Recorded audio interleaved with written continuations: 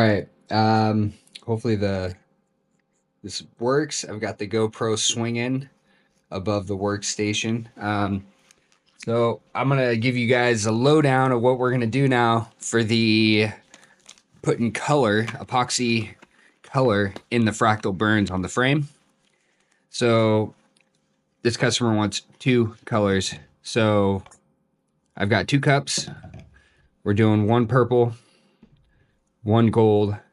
As we saw in the clips before, the gold and purple mixed together did not work. So I'm going to do two separate pours on our frame, which is behind me here. So yeah, we're basically going to mix. I don't have two whips, so I'm going to mix the epoxy with together first, then do the purple one with the whip and mix in the gold by hand with the just using any stir stick. I'm using a plastic fork for this. But yeah, once it's the epoxy is good to mix, mixing the mica in is fairly simple. It doesn't take a whole lot of effort. Just mix it in good.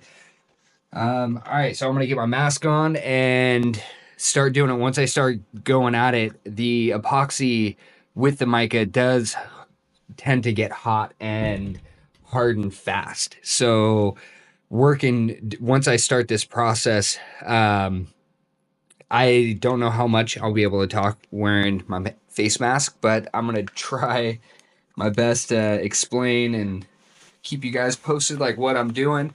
But the goal is to pour. I've kind of got an idea of a layout how I want to pour it on the frame. So this is just kind of letting your artistic flow take over, and you'll see there's certain techniques with the scrapers. You want two separate scrapers for each color doing this. Um, but yeah, all right, we're gonna get it going here in just a second.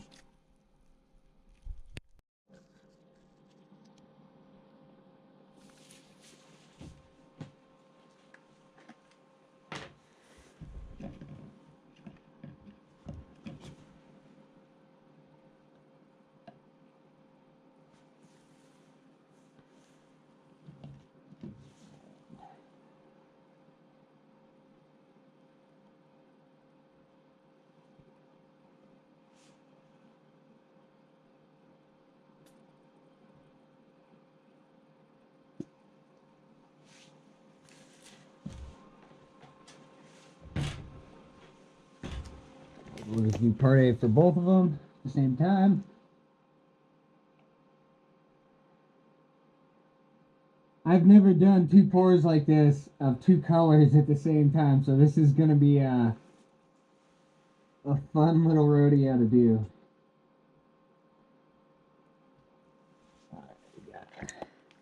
We got the part A in. Now we go with the part B. Let's get. Well, that's a little bit lower than I thought. It settled. Going back with the part A. Need a touch more. There we go.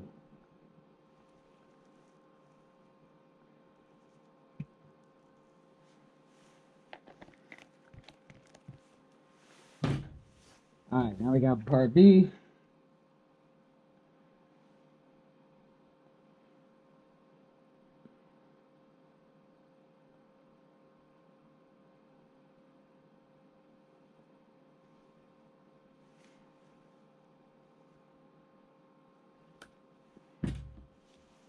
How do that?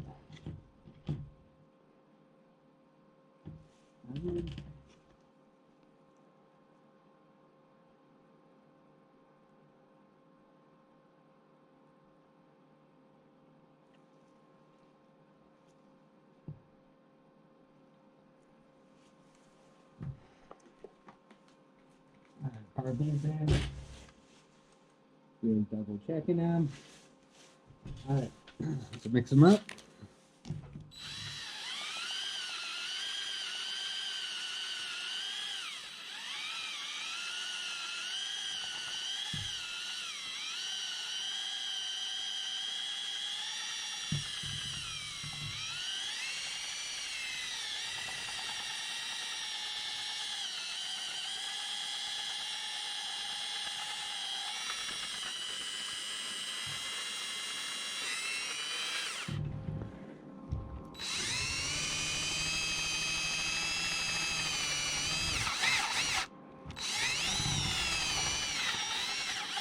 I should probably clean off my mixer, but it's kind of cool. I mean, I think it helps to mix it maybe better, being weird.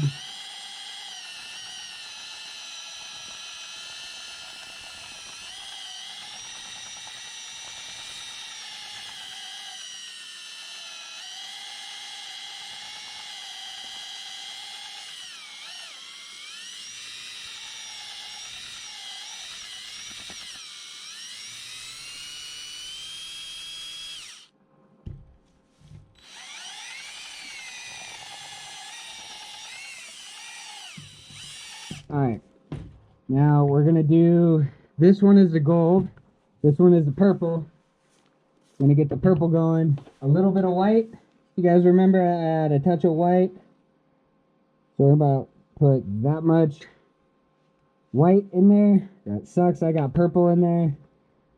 I will have to deal with that later carefully. It's okay, there's worse things that can happen. I knew I should have cleaned that. I wasn't thinking. All right, we're gonna do a good amount of purple because I want this to pop. Purple.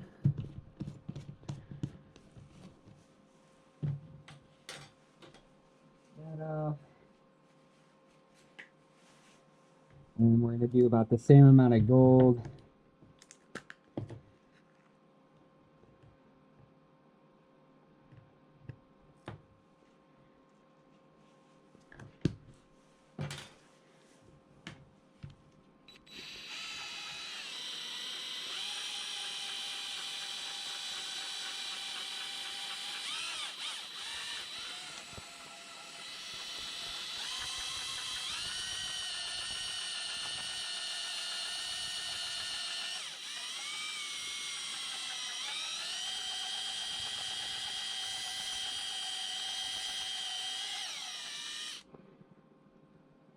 Oh, that's beautiful. I'm digging it, I'm digging it, I'm digging it.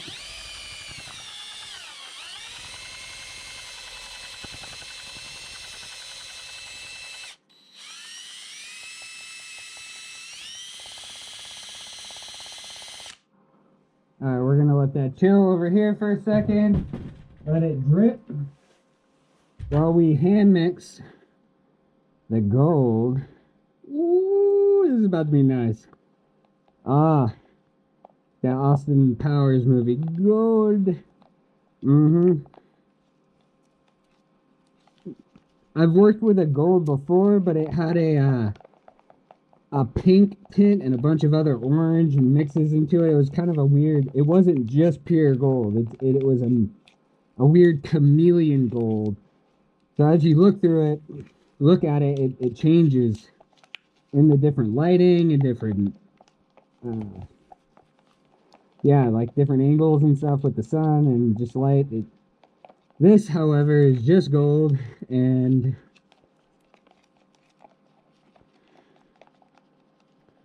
oh, I dig it. That's nice.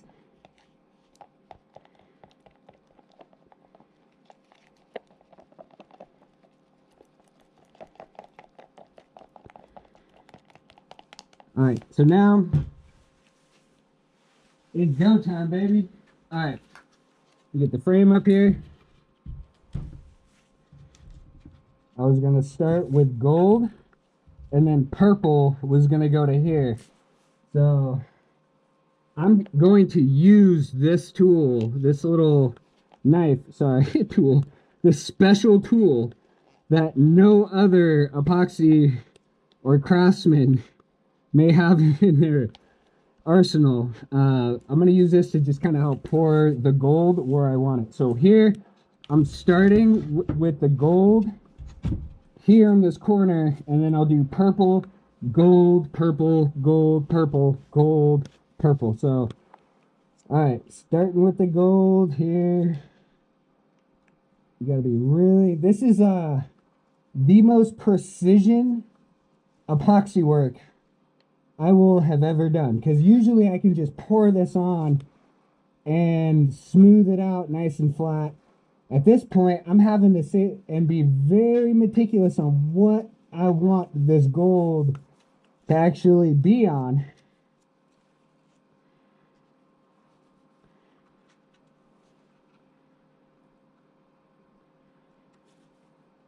I don't want to just make a mess like I just did there. I try not to drop this anywhere because it's just going to make a mess for having more work for sanding. So it's okay if you get this anywhere because, to be honest, it all will come off in the sanding process in the after. So yeah, all the side stuff over here will be just fine. But I need to kind of work fast at the same time. That's why we're gonna be kind of going. I can't really talk too much and focus on the craft right now.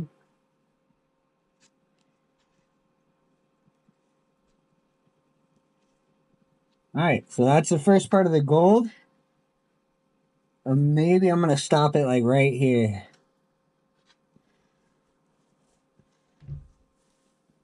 We'll come over here, put some gold.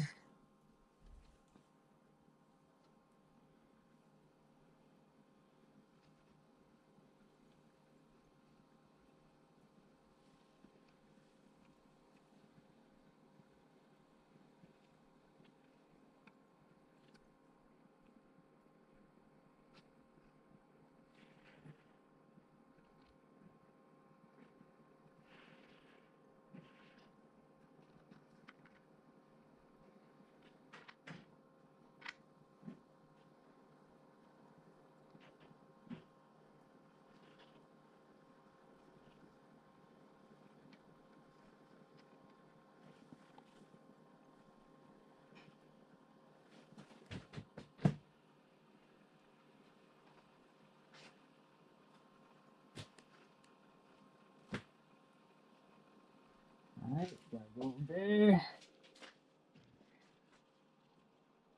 Over here. I'm gonna put it in this crack right here on the bark.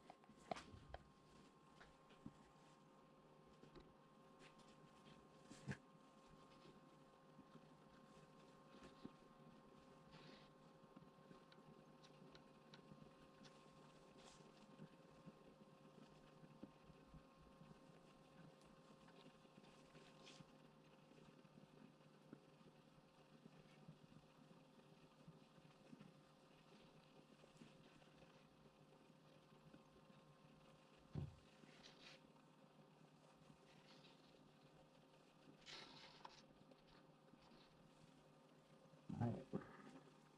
I'm gonna finish this part here, this little line over to here.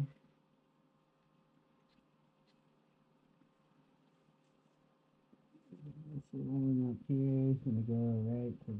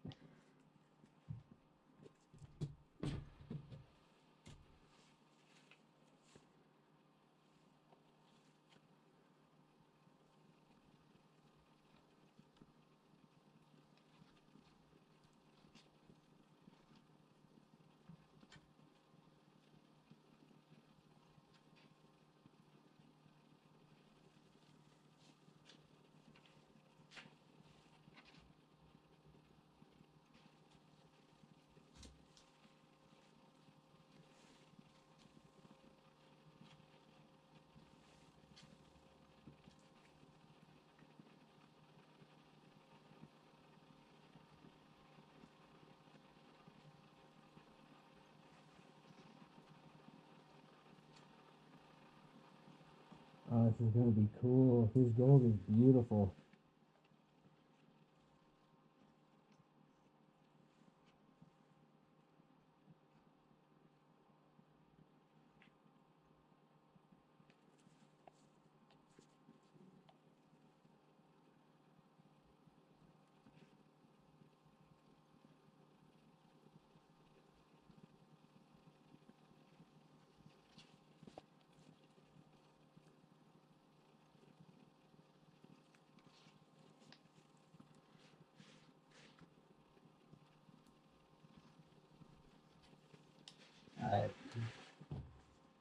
That's it.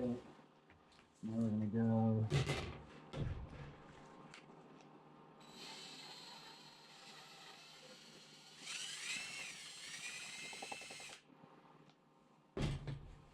We're gonna get the purple done.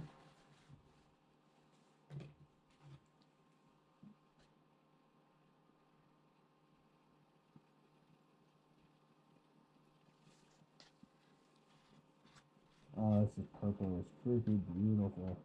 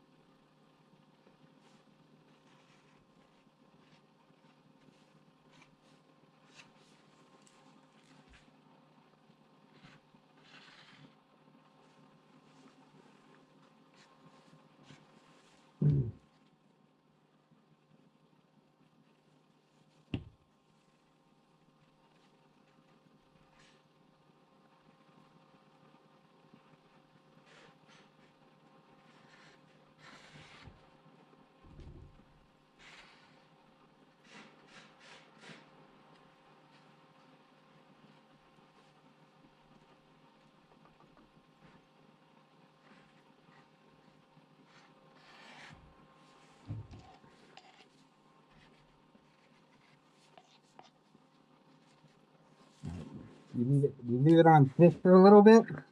We'll come back and scoop it off the extra.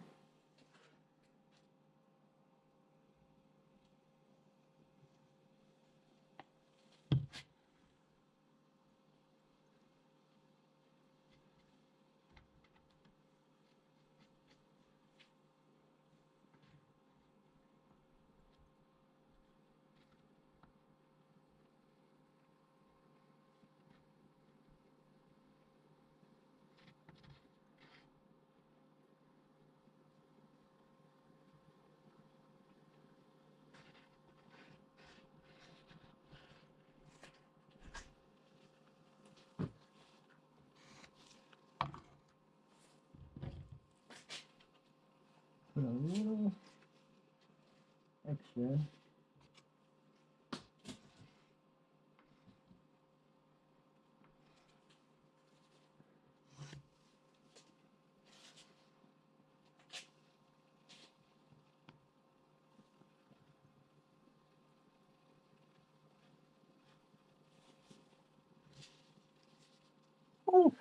All right, it's not finessing that good right there, you guys. You can will not edit that out. You will see I make mistakes.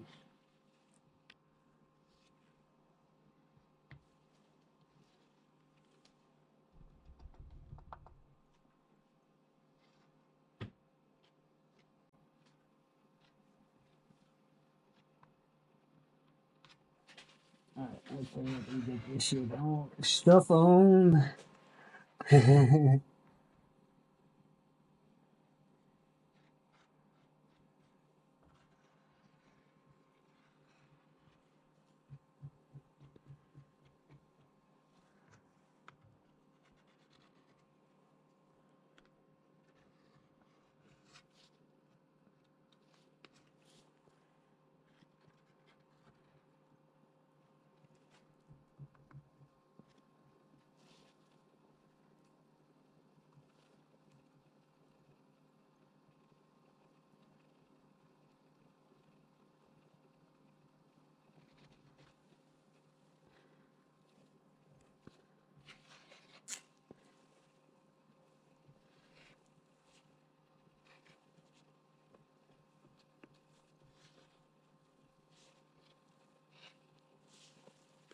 Alright, this is where we go back and clean it up. Take this, get the gold. Yeah, fill all them little packs in with that.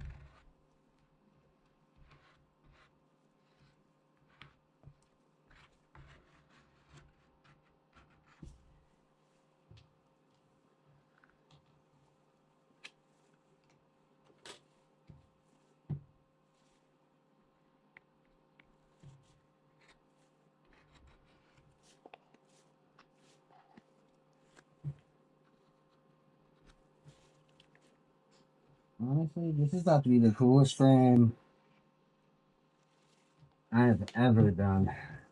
Like, this is gonna be. I know this looks kind of rough right now, but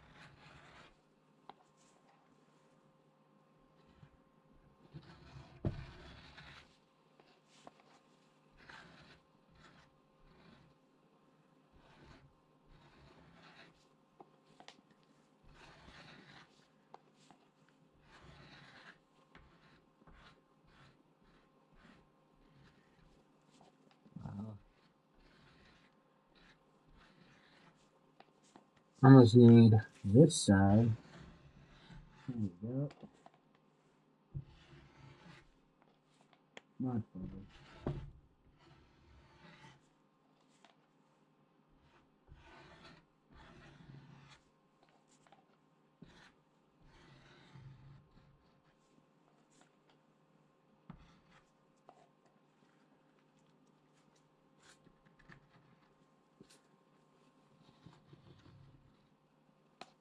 Alright, next step, get a cloth to clean up. Actually, not done. Next step after I'm done cleaning everything up. I just feel like I need to almost jump to that sometimes.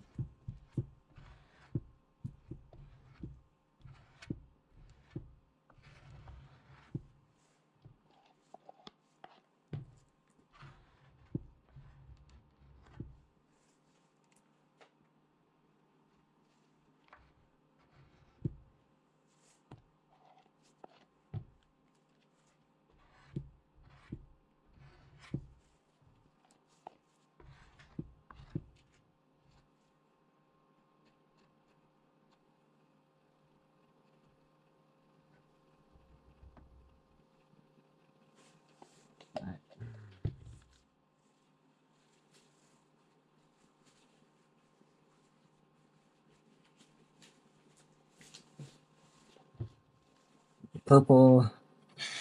Pretty much gonna do the same thing with the purple now.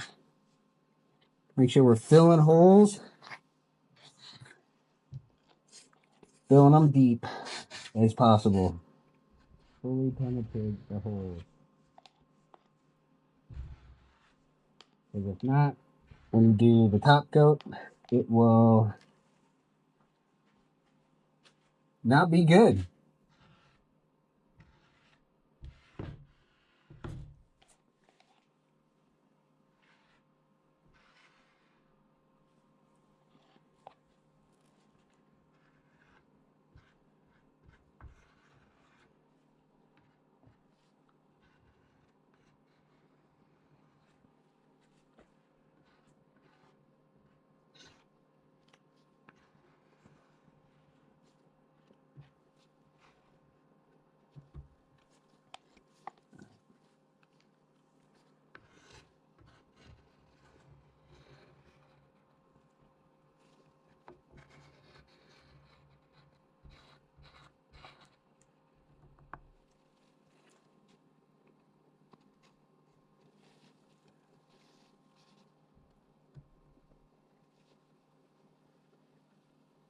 Some spots you might want to put on thick. because they'll soak up a lot of epoxy as it dries. Like you'll start to notice, like right over here, this right here is going to be a trouble spot. So what I'll do is basically scoop everything to a nice thick spot on top of it.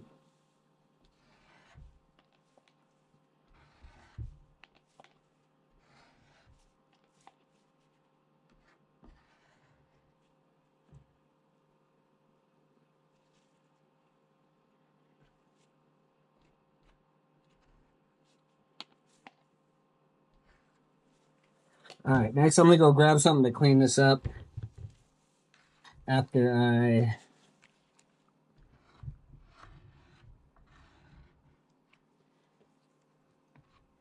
fill this.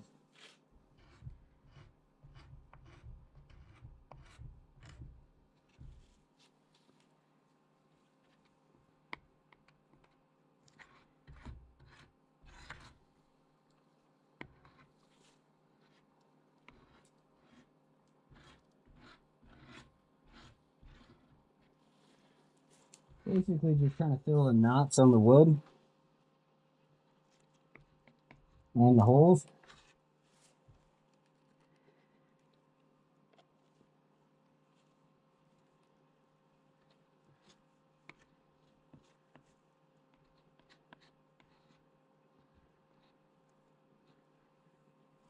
Make sure.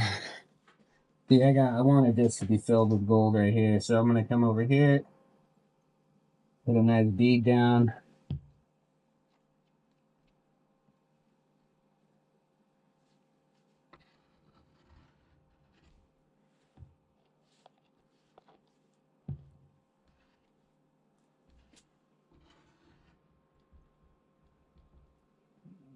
And now it looks like a trouble spot right here. It's really low. These low spots are telling you that the wood is soaking it up. Other quick thing, you want to make sure you do hit your side. You want to make sure that if you have fractal burns on the inside, you want to get a little color in there so it matches everything. Everything else, again, you're going to hit this with a sander, and all this extra will just wash away.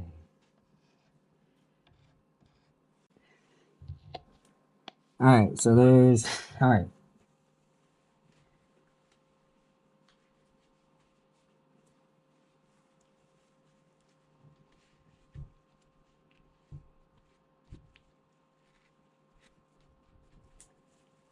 All I'm doing now is basically just cleaning up the edge where I know I'll use this one as the gold one. Where I know I'm going to end up having to sand all that off anyways, you know? It's just going to be extra work in the future. I'm trying to save myself. The more epoxy on there, the more sanding you have to do. So, yeah, the right here, I really didn't want to get, you know, I'm trying to minimize the amount of epoxy that goes on the bark. I did get it on there, made a mess. You won't be able to tell when you're done sanding it. It's gonna look beautiful.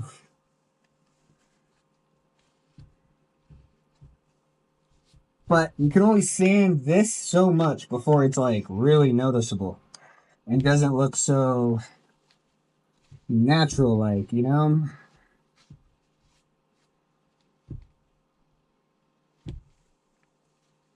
Alright. See, I got gold all the way over here on it somehow, on accident. Alright.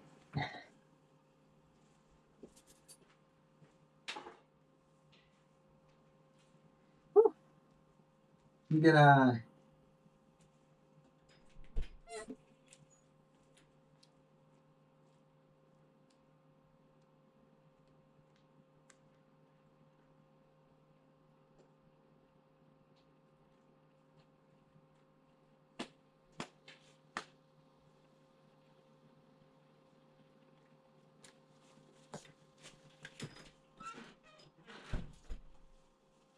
Alright, we're gonna get the purple going, wiped off. Basically that big old lip right here.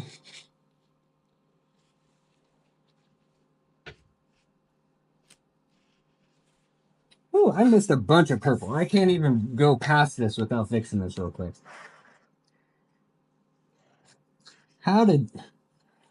My golly gee.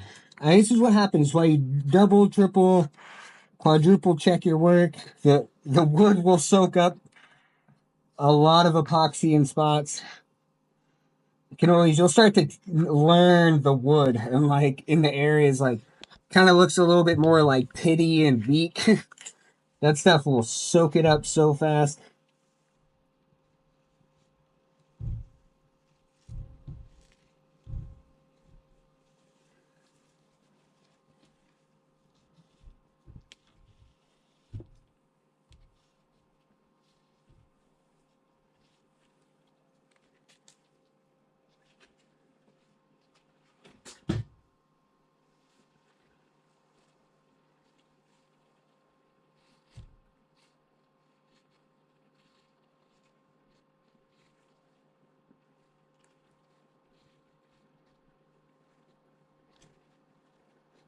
All right, so at this point, now that it's poured, you're pretty much just gonna sit here and watch and kind of wait for it to start soaking up and where you need to add more color. So I'll just take the purple already. I see some spots over here.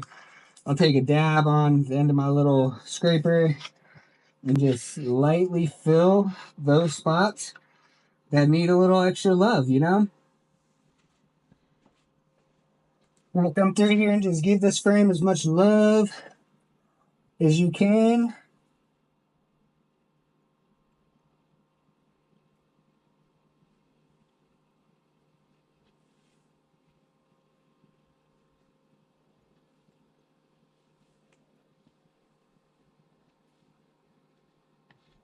I'm not gonna lie, I've got like 3 jackets on. It's freezing outside, and I've got 2 heaters on inside this shop in order for this epoxy to set up.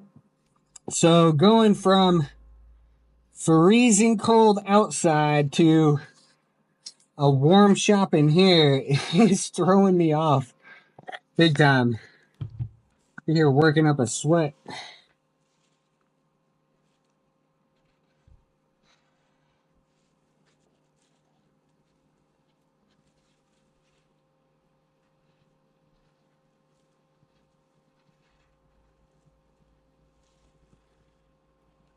The last part is gonna be... Oh, I touched it. I touched the gold. I think that would be cool though. It's gonna be taking the torch to this, but to be honest, it's so...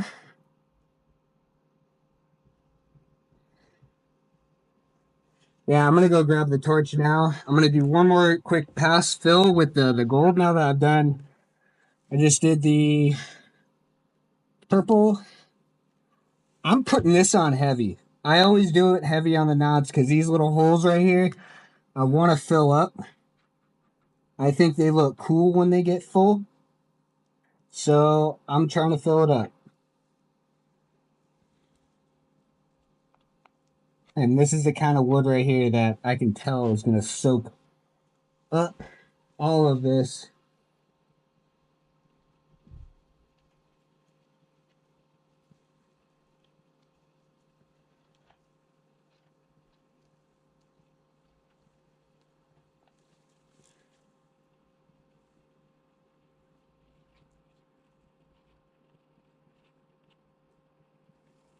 Yeehaw!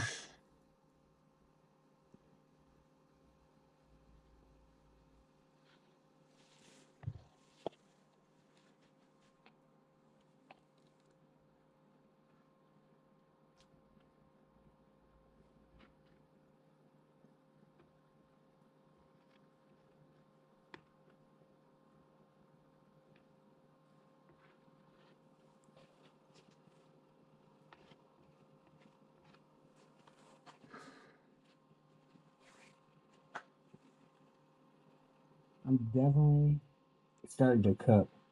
I'm gonna get out. I'm pouring this, finishing this last little fill right here. I'm gonna pause the video, go grab the torch, come run back out here with less layers on. I can't. I feel like I'm in the desert again. I was just in Texas a couple weeks ago, and I feel like I'm there. Woo, baby.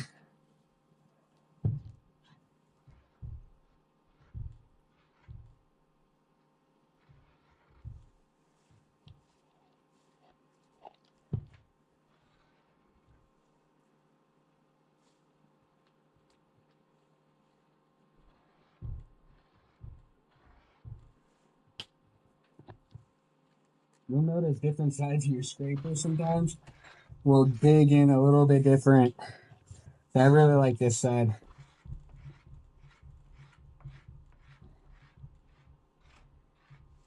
It's a nice, that roundness can dig into some of these grooves a little bit better than just the flat side.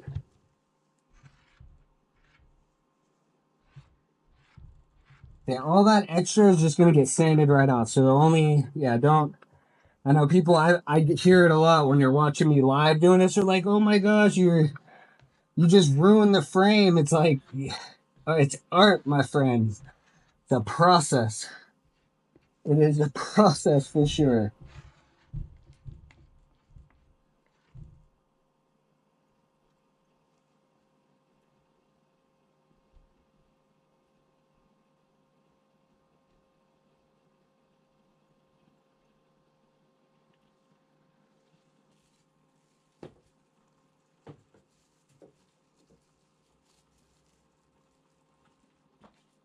Well, honestly, I can't really see too much more. I mean, this is gonna always stay open. These big cracks are gonna stay open for right now. But we're at a point where we just let it dry. Um, it looks freaking great. I mean, the toaster turned out good. This all turned out good. Hopefully you guys can hear me in the mask. I will find out while I'm editing, but I will come back. This we're basically gonna let this dry now for a couple days. I've got heaters on in here. Got to keep it at a certain temperature.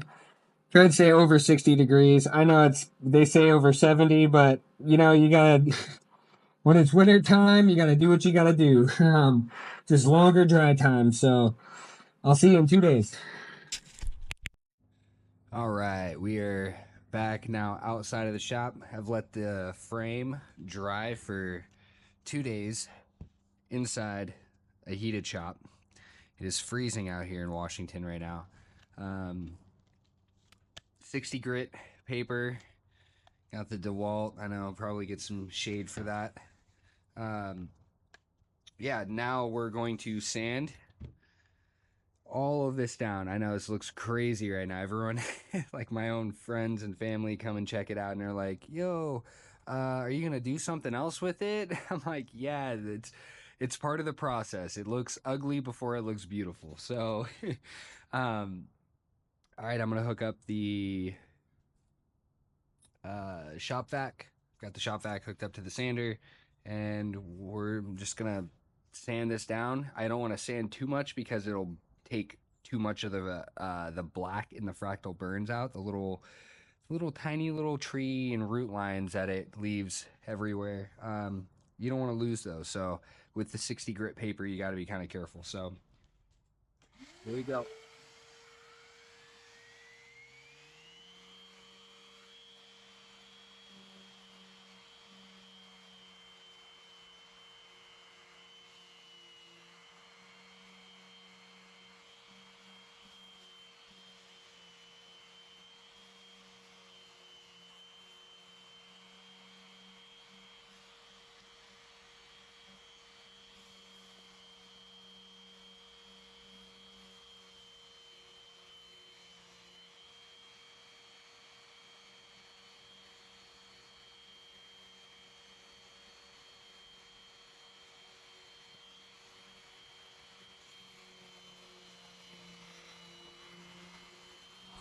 Realize I'm hitting the camera. Sorry, guys. Here, I won't hit that.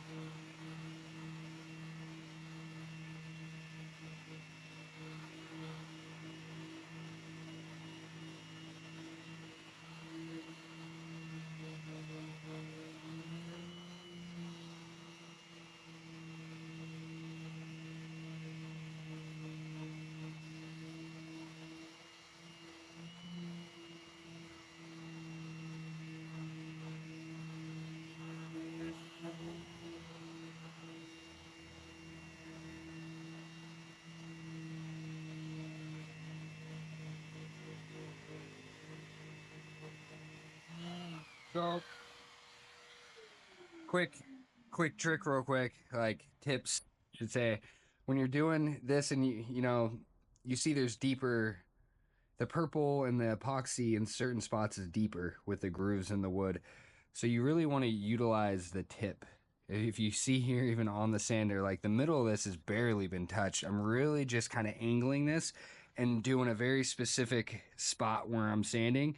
So I'm not covering too much area because the inconsistency of the epoxy height and stuff, you don't want to take it too far down anywhere. And if you do it flat all the way across, you might be looking here and thinking this pressure's fine up here if you're going completely flat. But on the backside, it's digging deep and taking it all the way past, the fractal burn line. So, yeah, you got to be really careful of where and how much pressure you put on your sander. It's really important during this phase because you could really ruin the whole burn. You could ruin it all. So just take note.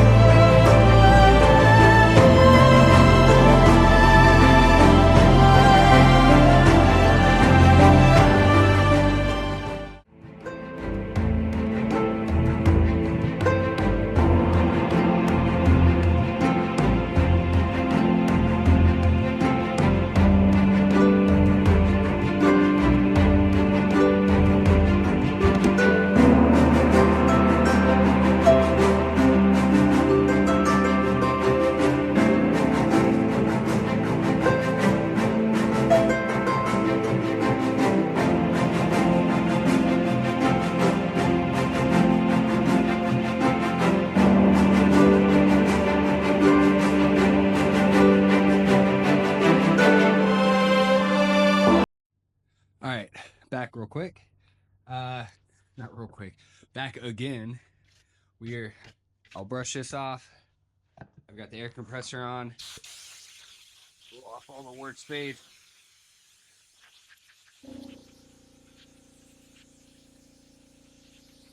And then I've got some ISO, propyl alcohol. Ooh, brand new. Take some of this. So I can leave that there. And this is what this is where you see how good of a job you did. Honestly, this is probably one of my favorite parts. It's like you get to see what it looks like. Ooh, baby. It is beautiful. That is, I hope the GoPro can really, here, I can't move it.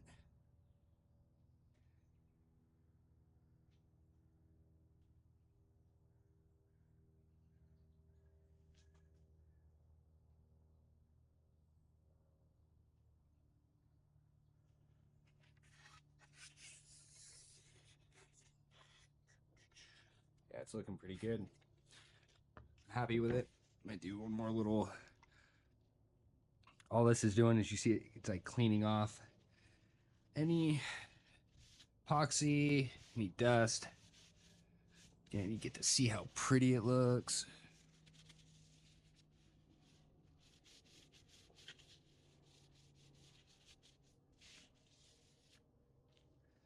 All right, I'm gonna take a photo, and that's it. All right, next step is letting this dry, and then we're gonna do a clear coat of epoxy over it. We might be able to do that later today. So we'll be back.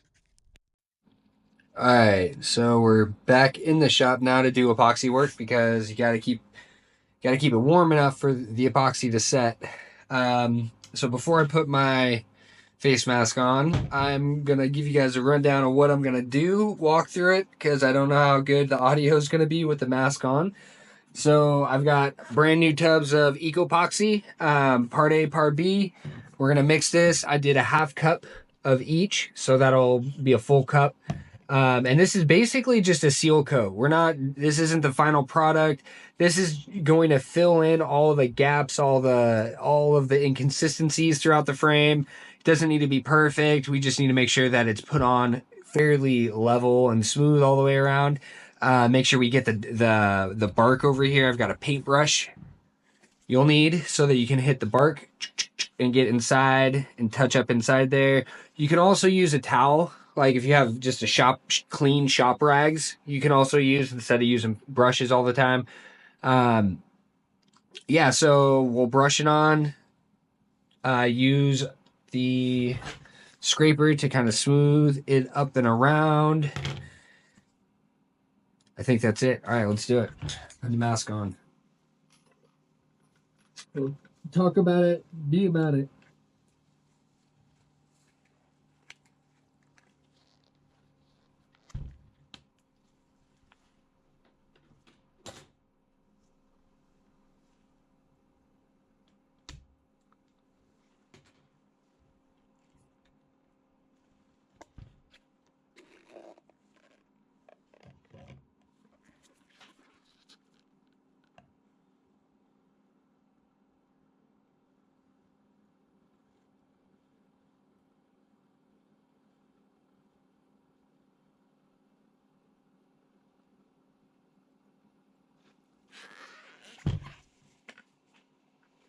All right, I gotta take the mask off. It's fogging up while I'm doing this.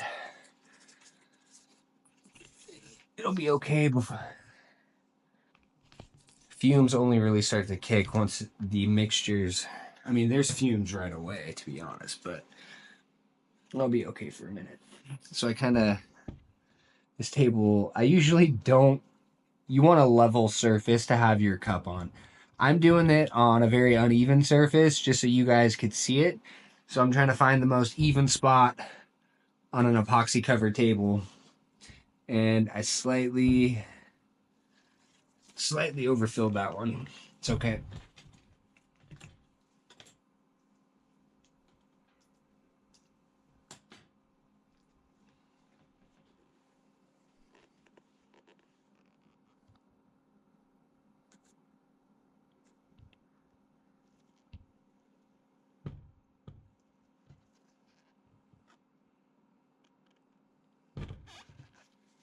Ooh, got a little drippage.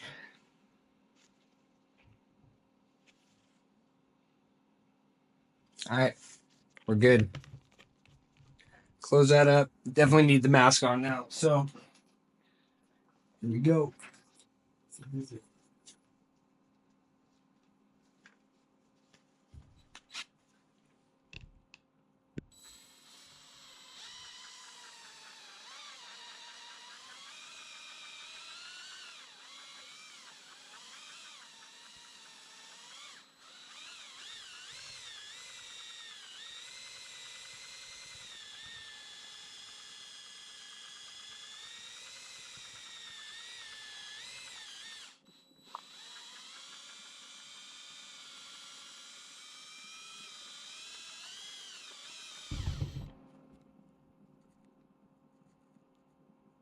Trying to get the camera to stop moving so much. Sorry.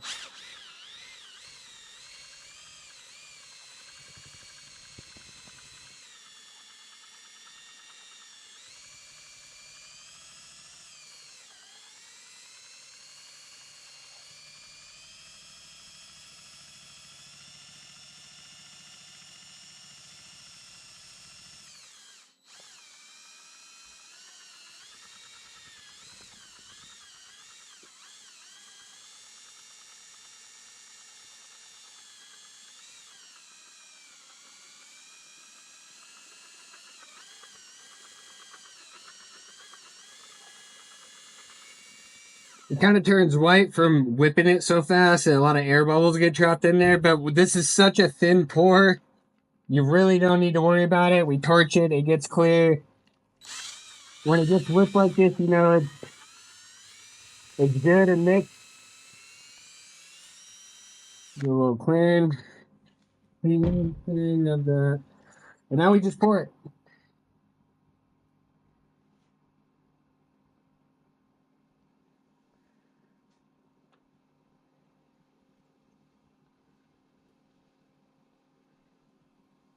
Not all of it, because you need to keep I don't know, about half, I poured about half of it all the way out. Take this is all dried on from the other day. As long as you don't fracture it, it's smooth. I already checked its smoothness to reuse. And now we just kind of sit here and coat it on.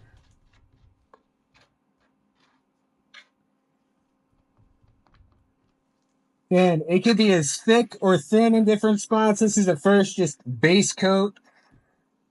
Try not to waste any.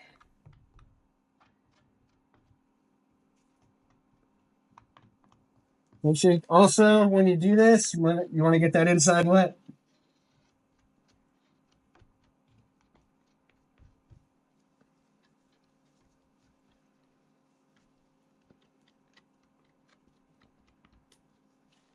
All right, so it is fracturing off. You gotta be careful. I gotta be a little careful with this. All right, lesson learned: clean your tools before you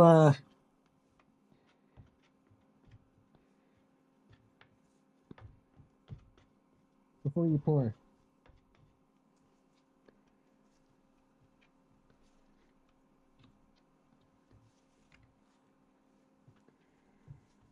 Here.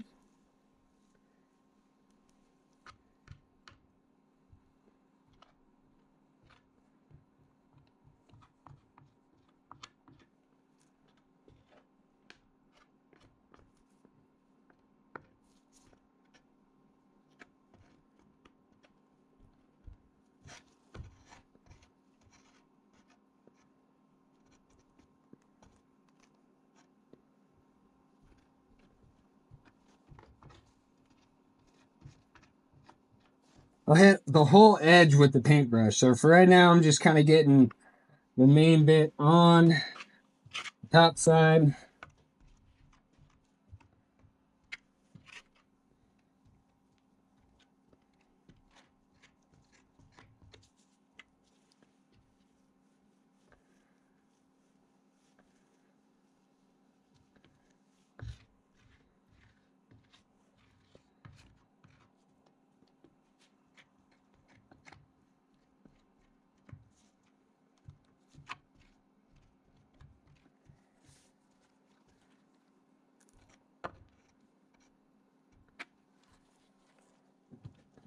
This side.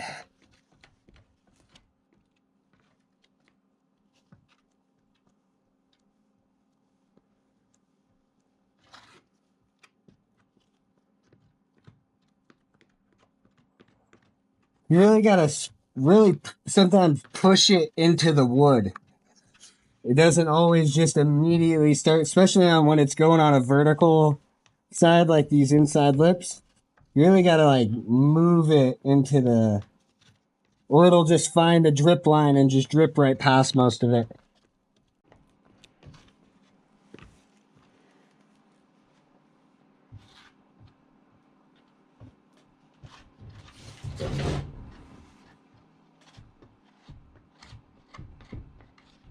Oh, beautiful. This frame's gonna be so cool.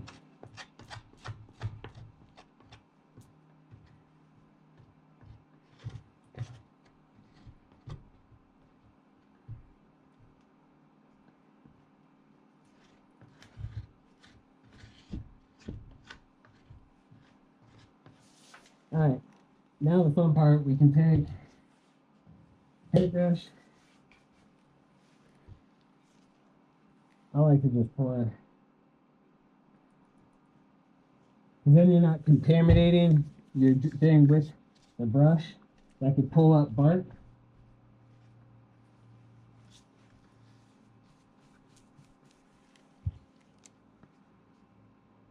And eventually you can even just put it directly on the paintbrush to do it, hit it right where you need to.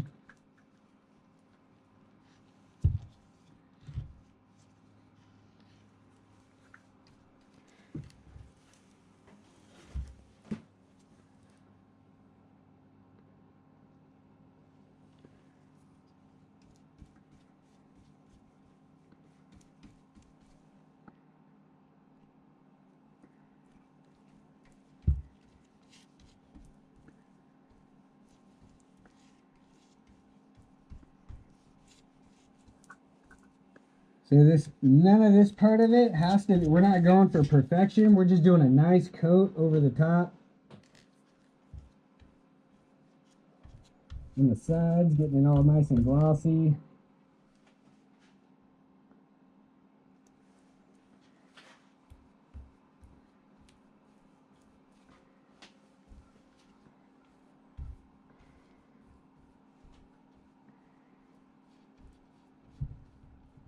Take note, when you put this up onto something, you want to make sure that you don't have heavy drip lines. Like your pieces of wood aren't directly on the edge, because it will epoxy to whatever you put this on.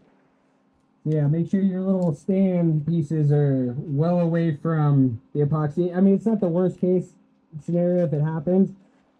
Happens all the time to me, but yeah, you just gotta be careful.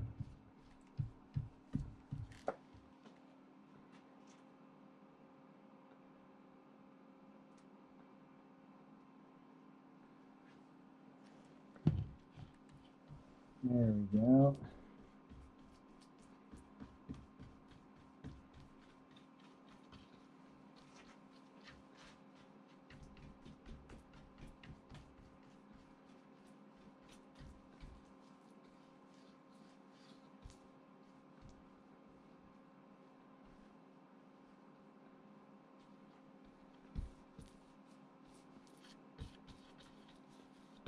Get up in the nice little holes.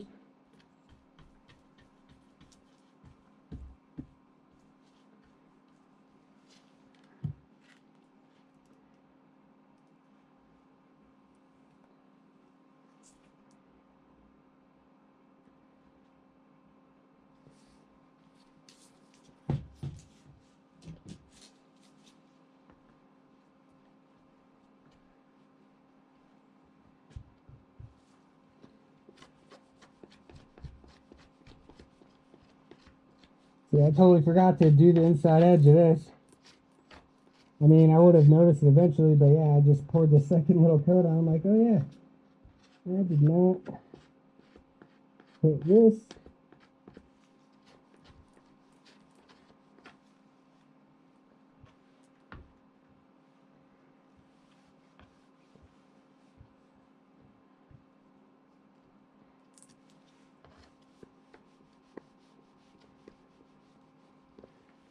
You really want to double check, triple check, quadruple check these inside lips because they will shed epoxy off. And even though you think you got it all, there'll be a dry spot somewhere. It's always something.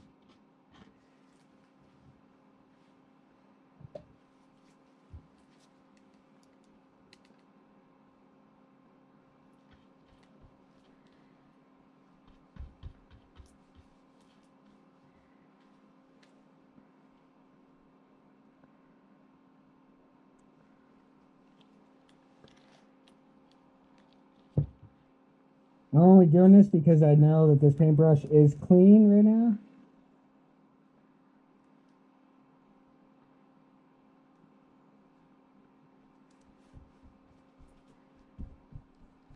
Yeah, I'm kind of at this point. I'm going over anything that looks like it has a low spot. Like I'm looking on the sides, like I can see right here. There's spots that could use just a little love.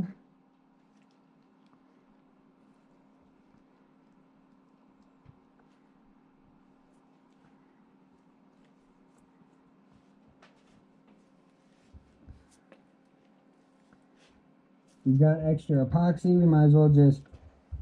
It can be. I mean, I've done frames and been able to do just one single coat on a frame before. And it's rare because usually you got to have a seal coat. This wood will hold up, have like air pockets in the little holes, especially the wormwood kind of stuff. Will soak these little cracks right here. So I always account for having to do two coats. Just always plan to do two coats. But if you're pouring one and you can kind of feel like you can finesse just one coat, by all means, you know what I mean? That's the whole. The whole point is being eco-friendly. You don't have to use, the less epoxy you use on a frame, the better. But you want enough to make it look and do what it needs to do. Let's look good.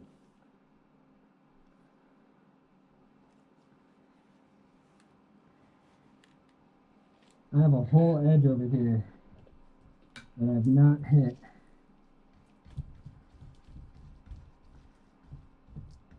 This side over here has been trouble for me. I'm just neglecting it.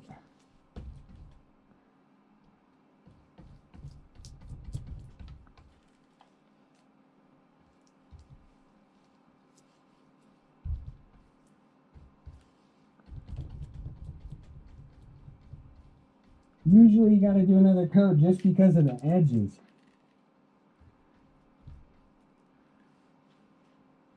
All right. It is looking good.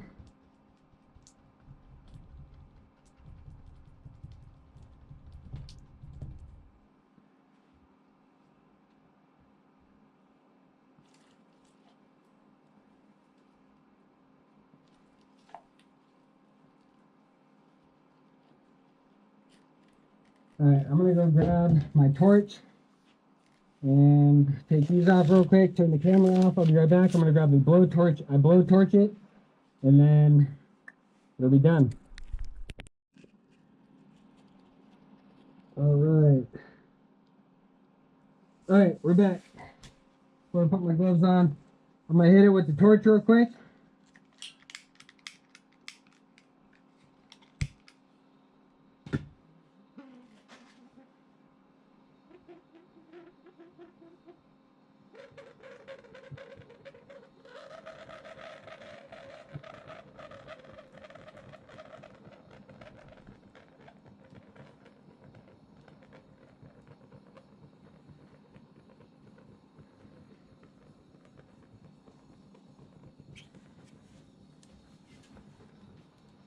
I already see a fuck up. All right. I see a mess up. I gotta get a glove on before I even finish torching it.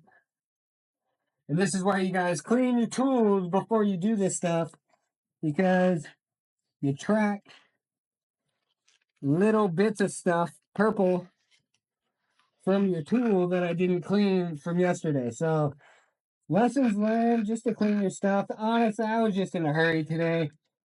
I wanted to make this video. I mean, making videos and just excuse. Just clean your stuff and you won't have that issue. All right, let's move that.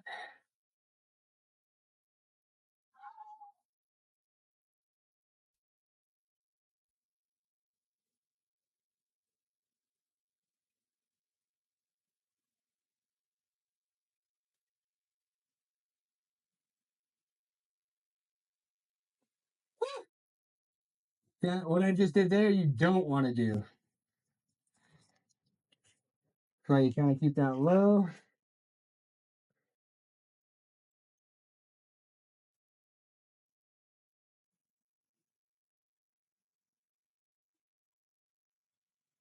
I bet if I had my mask off, I'd be able to smell that.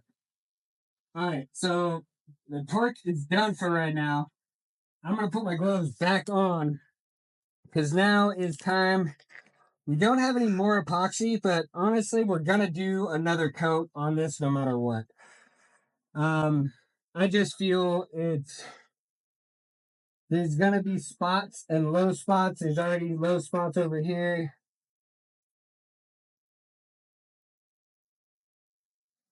But you can use your finger, like what I'm gonna do right now. And if you run out of epoxy, which I'm kind of low, so you can take a little bit with your finger. Your finger's a great tool.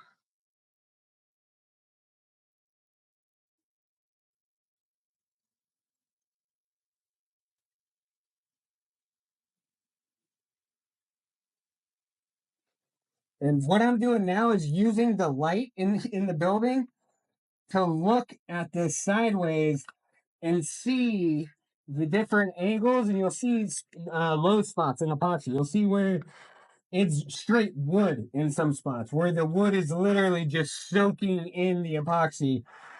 So, yeah, you want to look sideways. You want to see where those spots are, because then you can just fill them up.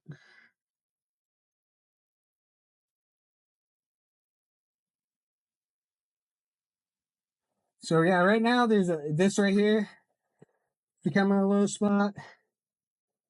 Pour that on right here.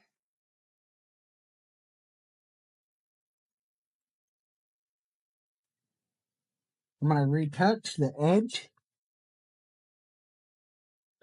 all the way.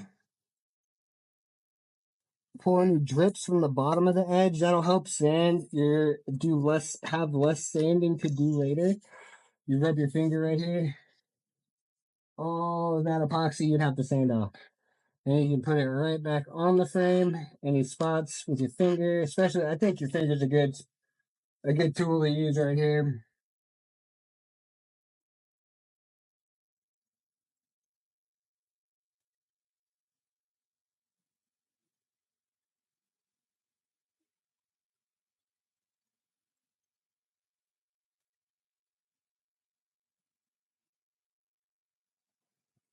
All right, now we're gonna go back to looking. I'm gonna look for anything. Look back on the edges. Some of the bark sometimes gets a little crazy. It gets dry, like right here. All of this edge of the bark. This I overheated. So earlier when I was like, oh, I don't know if you saw it on camera, it might have smoked a little bit. That's because this wood right here is really dry. There was not enough epoxy on it, and hitting it with a torch that hot, almost it burns the epoxy. So thankfully I was just on the edge. It didn't do any damage. But if you do that doing a color, it'll burn the color. So that purple would turn to like a really light purple. Like I've had blues change color, dark blue to light blue when it burns like that. So yeah, you gotta be kind of careful.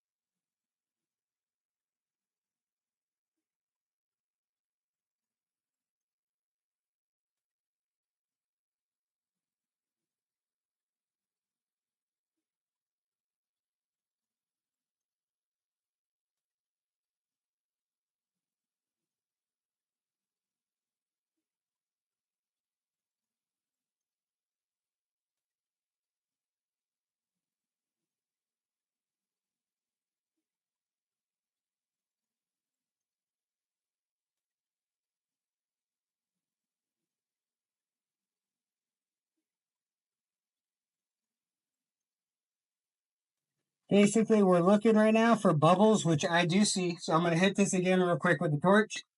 Take these gloves off because I don't like to get stuff all over my torch.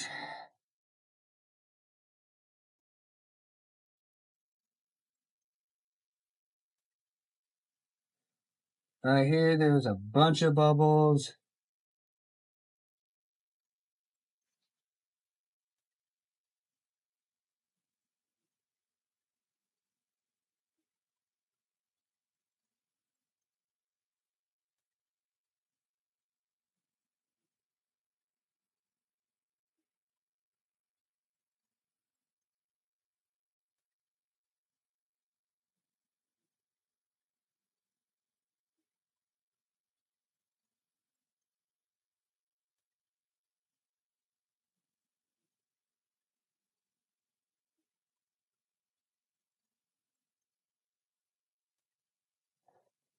This is why you still might be doing 2 coats because this will bubble. There's bubble spots here. There's spots that might sink up and might need 2 coats.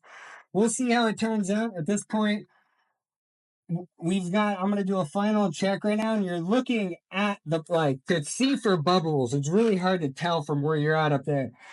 But you're going to put your eye close and see into that clear epoxy and see if you see little tiny white, I mean, they'll look like white foam, like what we saw mixing it. Those tiny little bubbles will get trapped in this.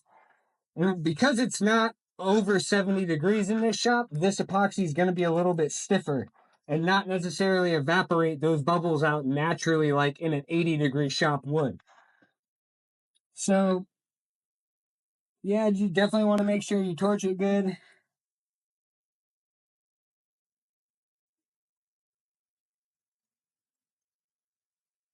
I see some over here, a little bit over here.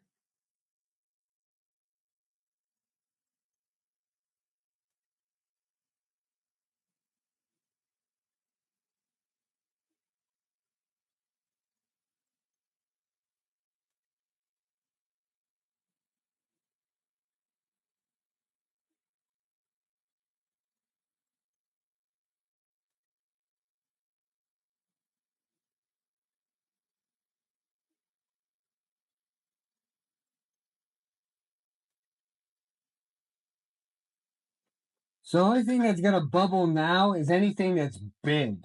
I mean, like there's some little bubbles right here coming through. Not and a lot of times when you hit it with a torch, you don't want to overheat it because the wood is going to expand, open up, and create more air bubbles. So it's really you're trying to do a fine balance of quickly heating it just to get those bubbles because like this, you overheat certain spots, you'll start to create more of a problem than what you really needed to.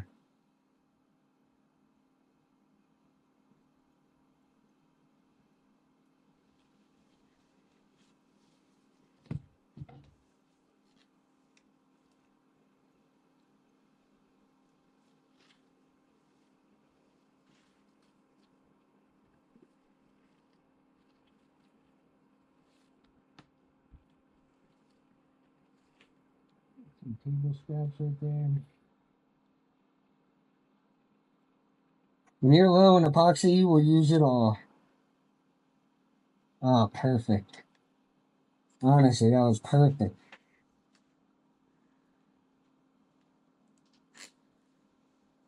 All right, so at that point, I think we're pretty much set to just letting it sit in here for now and walking away. And then I put a little bit more right here. So it's not a bad idea to quadruple check your work. I put a lot of love into my frame, so I'll turn this camera off to be honest and probably check it 6 more times before I go inside. I mean, it's something where I really, it's a beautiful piece of wood. Put a lot of time and energy into it. Love. I mean, I care about my customers. So to try to make something that's really amazing for them that's what it's all about, you know? That is what it's all about. But I think I can go ahead and kill the video for now.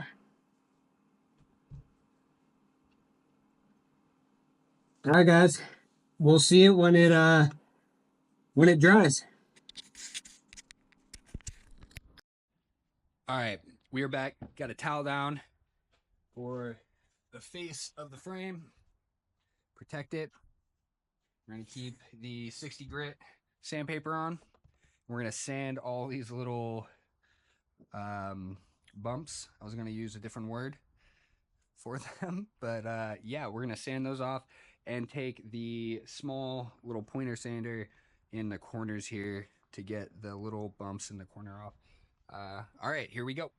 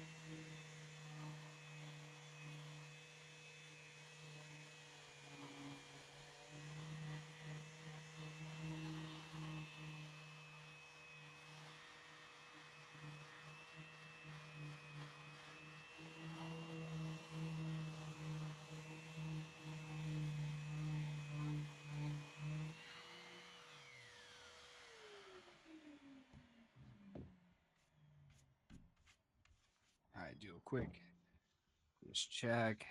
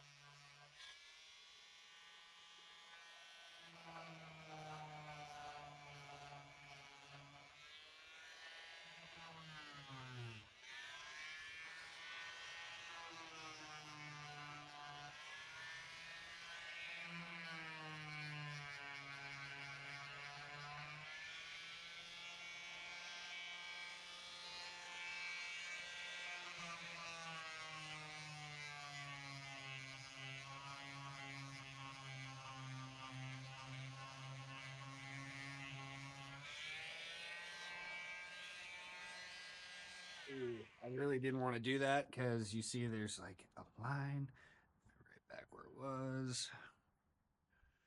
Like that.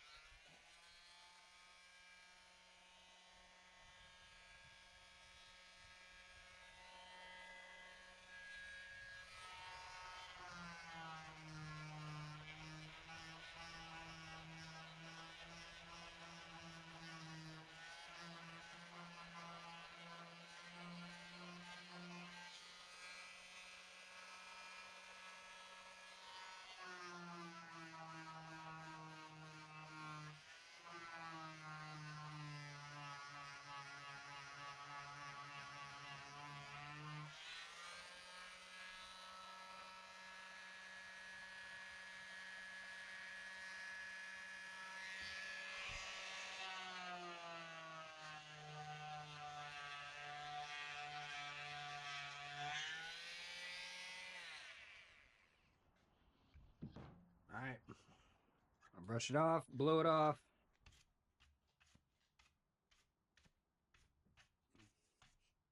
Clean it up. Next step, we will hopefully not have to buff the front side. Sometimes, woo! Yeah, sometimes when, check it out real quick.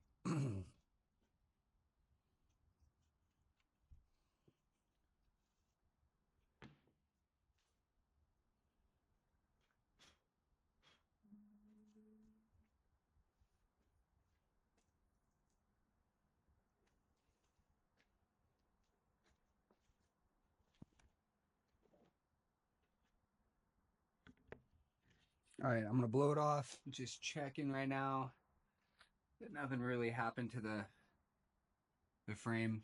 Sometimes the towel can like put scratches and stuff. I'm a perfectionist, so I like to make sure that glass finish, kind of maintains all the way through.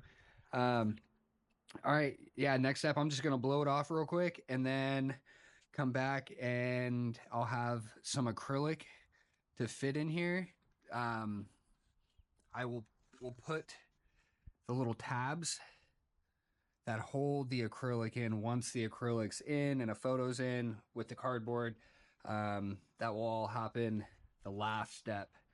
Yeah.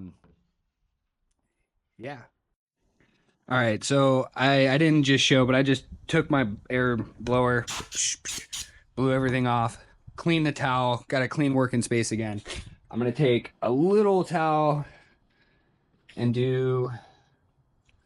a little bit of ISO. I'm just gonna clean up this inside edge where I just sanded, because you don't want any of this sand, like any debris really coming onto the top of your, like inside your acrylic, between your acrylic and your photo. You really want to have a nice clean space inside here. Oh, all that nasty stuff. All right.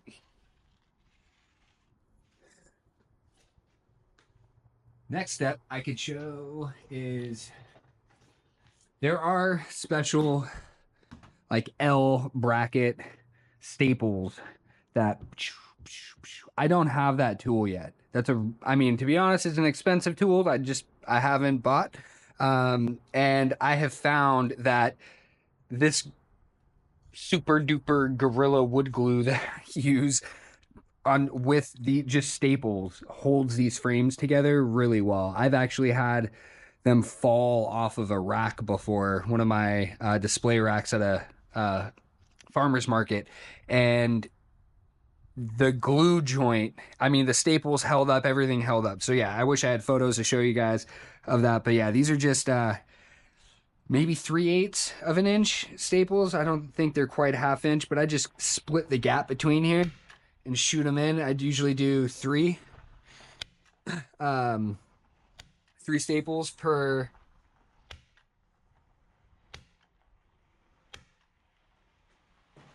side, per elbow. Um, so we've got a visitor here in the shop. Get this done, and then the acrylic is next. All right. All right, we are back. Gonna do a quick test fit of the acrylic that I have, which is a 16 by 24. See if it fits in, and it fits in perfect. Oh my gosh. Yep, it's exactly what you want. So now I will peel it, put it in, and put the photo in, and this will be the big reveal. Um, yeah, so it's been fun. I don't know, this is our last little bit of work for this. It's been a fun project for this customer.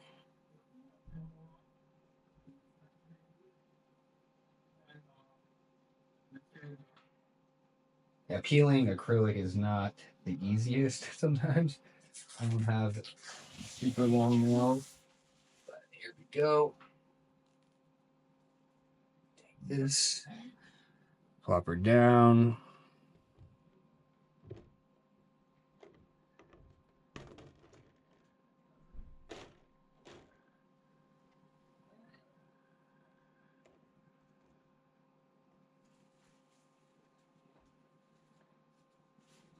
All right, I'm not showing you guys the photo yet, but I've got to open it up out of the package real quick. Pull it out. Ooh, first thing, I didn't see what side, what way the photo is gonna go. So let's, dang it. All right, carefully, I'm gonna just lift this up off camera without knocking the acrylic out and see. I think that the knot needs to be at the bottom for sure. So that's gonna be the bottom. I've decided the knot is the bottom.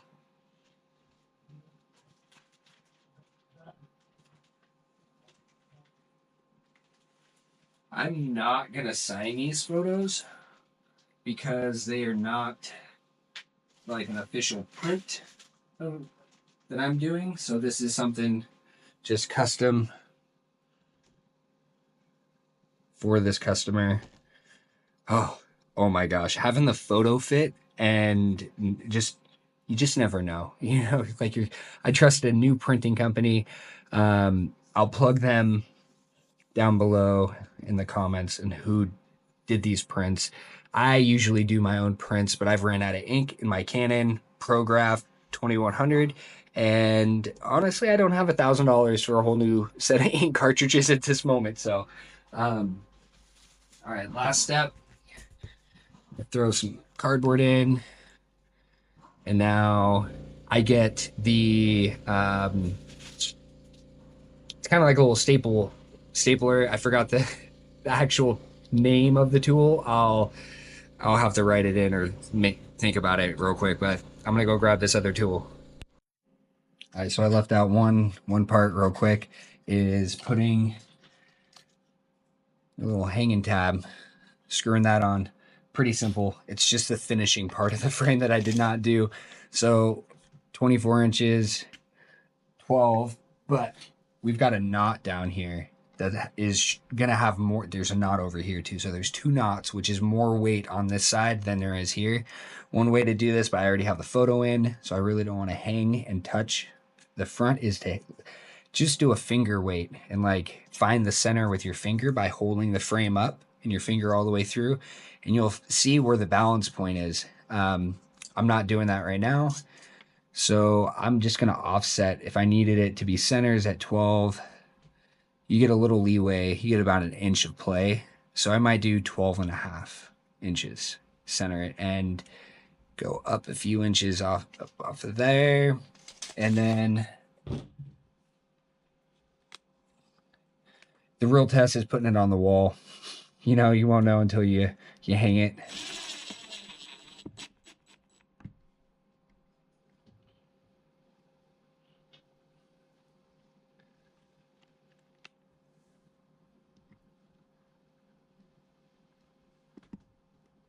Make sure you want to do this level.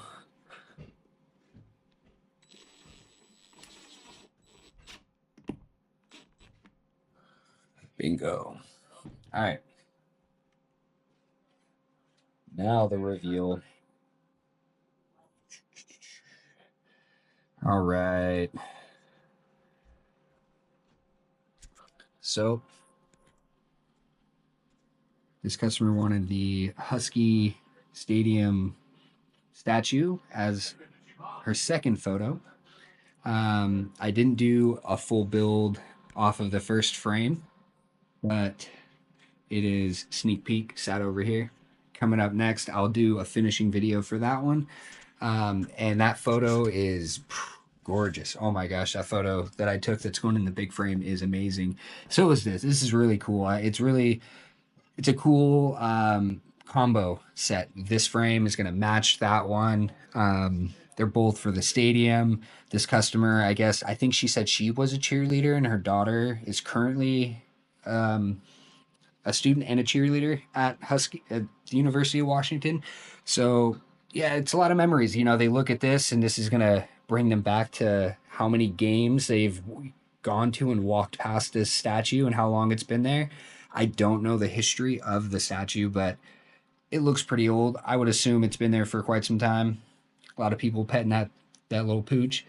But all right, so till next time, thanks for watching, guys.